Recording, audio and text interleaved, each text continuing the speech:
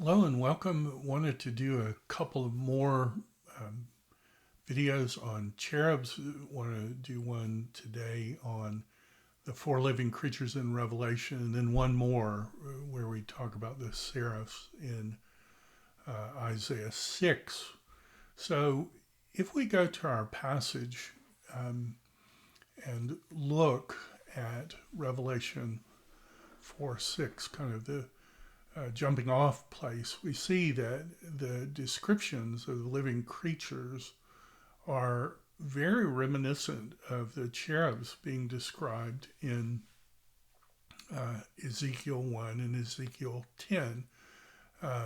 They aren't called cherubs, but they are full of eyes. And if you remember, the wheels of the creatures in um, Ezekiel 1 are full of eyes, and so there may be a connection there. There are differences because here we have four wings, and or in Ezekiel there are four wings, and in here there are six wings, and so there's a question. Um, I wanted to show you some of the tools that I've found helpful. The biggest tool is just to volume read the Greek and Hebrew Bible, and whenever you come to a difficulty, step back and say, what does the entire scriptures tell me about this? But you don't want to, when you interpret, just be lone gun out there. You want to get help from other people. And I really like this feature in Logos. Passage guide. You hit return, it will pull up your own notes first. And then, according to the preference, how you want the resource to, it will search those. And so I have this exegetical summary um, that I have really found helpful. I want to share it with you. So the exegetical summary is a resource. It's a summary of all the exegetical work um, on Revelation in modern commentaries. So if you only have a few minutes to look at what a passage might say, this is a great place to start. And this is done by Summer Institute of Linguistics, which, if you know that organization, known for excellency among those outside of Christianity. And so what they've done is just gone through and summarize. It's interesting that they give various opinions about the sea of glass, and you can see their giving their translations and what is symbolized, and so various things there. Uh, what does it mean when the living creatures are in the midst of the throne? Different ideas there. Also found a great resource, just a summary resource, Faith Life Study Bible, connected with Logos, very good work. Of course, the ESV Study Bible. It's always nice to do a critical commentary. Sometimes they're uh, better in the secondary literature, the secondary background literature. Um, but I will say I really liked Greg Beale's work. He was one of the only ones that I found who connected this sea with the rakia.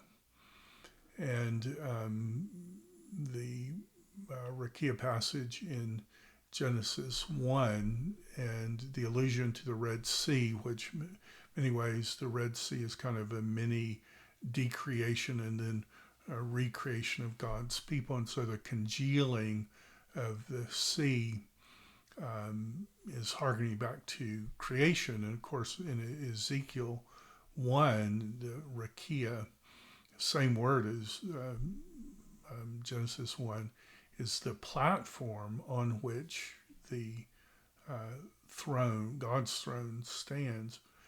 So very good commentary.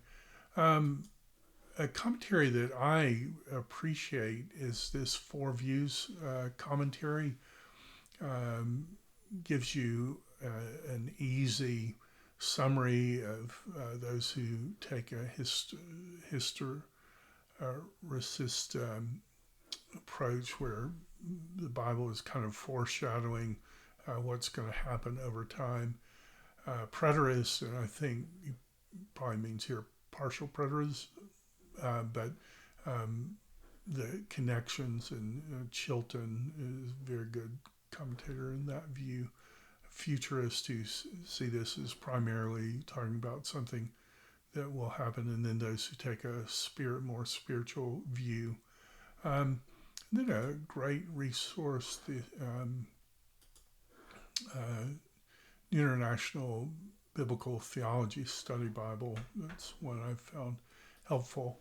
When you look at this, it seems clear to me that this is starting to be the culmination of this idea of cherubs, and cherubs in the heavenly tabernacle of God.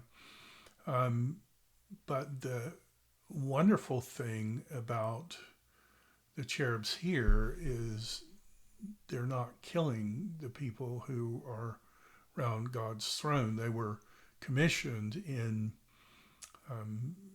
Genesis 3 at the end to keep sinners out of God's presence. But now they're just there, and people are in God's presence.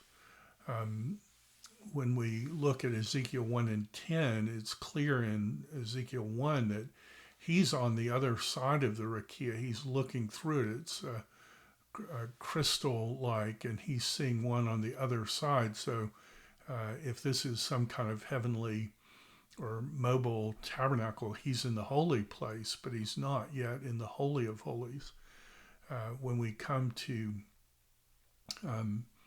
Revelation 4, the God's people are on the other side of the veil. They're in the Holy of Holies, and if you look at Jerusalem as this huge cube, it's the whole thing. It's the Holy of Holies of God's presence. So wonderful connections there in terms of a whole Bible biblical theology.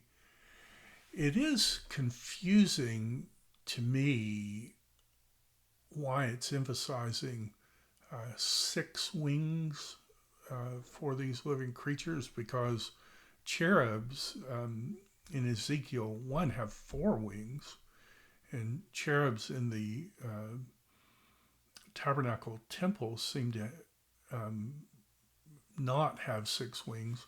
So it's a question, what's going on there? And of course, connected with that, the seraphs in Isaiah 6 do have 6 wings. And so why is it there's a difference there? And I have to say, I don't know, but I appreciate the difference in that it helps remind all of us that there are mysterious things going on in the throne room of God, that all of us are still outsiders and novices. We would like to know, but we don't yet know. Sometimes it's helpful when you're studying, at least for me. I think G. Campbell Morgan said one of the best things you can have as an interpreter is sanctified imagination. And I like all the different artist representations of these 4-faced creatures. This seems interesting to me, more of a medieval one, more of a separate one. It seems like one creature has all faces, maybe represented there, like this picture, and then the bigger version whatever these creatures are, they would be terrifying uh, in seeing them excluding people from God's presence, but they aren't excluding here. Of course, we've talked about Voss's idea that the four living creatures are somehow connected with the two angels um, that Mary Magdalene saw. So, interesting. It seems to me you can make the case that the four living creatures in Revelation 4 are cherubs, but they're cherubs that are somehow slightly different. We don't know why that difference is. Be interested to hear from you what your thoughts are. So until next time, I'll see you then.